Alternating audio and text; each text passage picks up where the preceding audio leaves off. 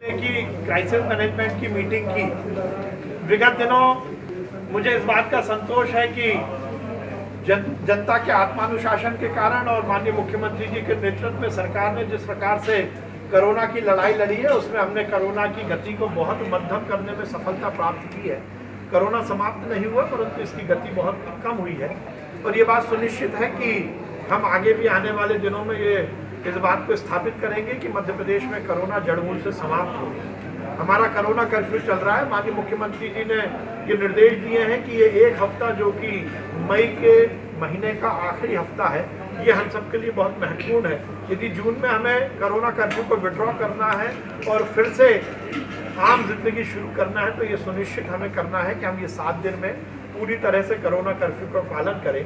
और इसीलिए आज हमने ये सुनिश्चित किया है कि हमारे जो भी होम आइसोलेशन में पेशेंट हैं जिनको कोरोना हुआ है, उसकी हम अब फिजिकल मॉनिटरिंग करेंगे और हमारे प्रशासन की टीम, पुलिस की टीम मिलकर इस बात को सुनिश्चित करेगी कि वो होम आइसोलेशन में रहने वाले कोरोना पॉजिटिव सुपर स्प्रेडर के रूप में इस बीमारी को और ना फैलाएं। इसकी हम फिजिकल वेरिफिकेशन करेंगे, भौतिक सत्यापित करेंगे इसको।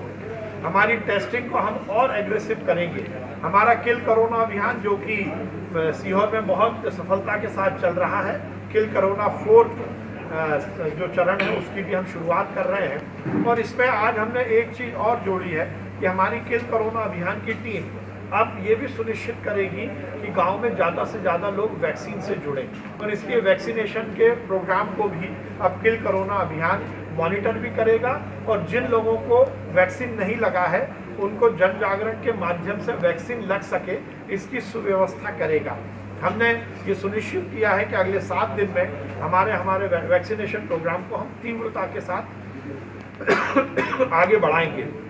उसके साथ ही हमने ये भी निश्चित किया है कि यदि हम जून के महीने में इस कर्फ्यू को विड्रॉ करते हैं तो हमें क्या क्या आचार संहिताओं का पालन करने के लिए विचार करना होगा।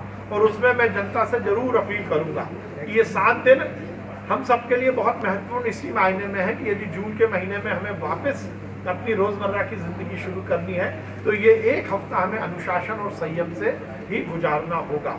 तीसरी वेव की भी तैयारी के हमने आज निर्देश दिए हैं। हम सीहोर में जो भोपाल का मॉडल हमने उपयोग किया है, तीसरी लहर के लिए हम इंस्टीट्यूशनल वाइज संस्थागत हम प्लानिंग करेंगे हेल्थ के उन्नयन की, चाहे वो गवर्नमेंट सेक्टर हो चाहे प्राइवेट सेक्टर हो।